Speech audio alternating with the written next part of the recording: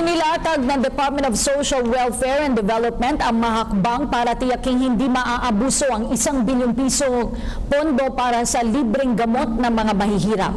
Sa briefing sa Malacanang, sinabi ni Secretary Judy Taguiwalo na hindi pera kundi guarantee letter sa mga ospital at butika ang ipakikita ng mga may resetang mahihirap na pamilya. Kaugnay ito ng nais ni Pangulong Duterte na libreng gamot sa mga may sakit na mahihirap. Ayon kay Taguiwalo, opisyal nilang sisimulan ang programa sa Enero ng susunod na taon. Nakikipag-ugnayan na ang DSWD sa ilang malalaking ospital sa Metro Manila, Pampanga, Davao City at iba pa para sa Memorandum of Agreement. Sa ilalim ng programa, kailangang ipakita ang pinakabagong reseta galing sa doktor para sa ibibigay na guarantee letter. Immediately, meaning kung may reseta na valid na indigent, we find ways to provide that assistance mula sa existing funds namin.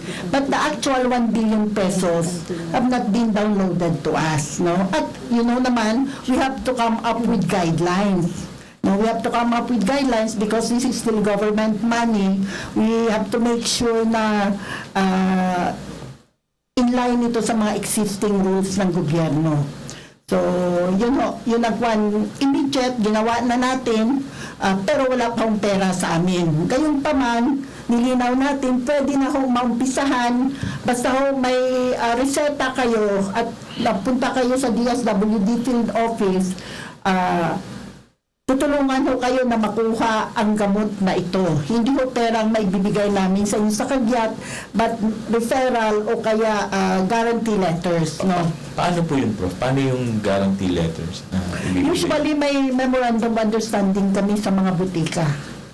So magbibigay kami ng guarantee letter, halimbawa sa isang drugstore, generic drugstore, ito ho, pakibigay yung gamot na ito, sasagutin ng immediately ho, kapag 5,000 pesos ang worth ng reseta or below, kaya ho namin ma-process yan kagad. Pero beyond that, hindi, kailangan pa ng process, no? Maximum of 25,000, yun yung existing namin na guidelines ngayon.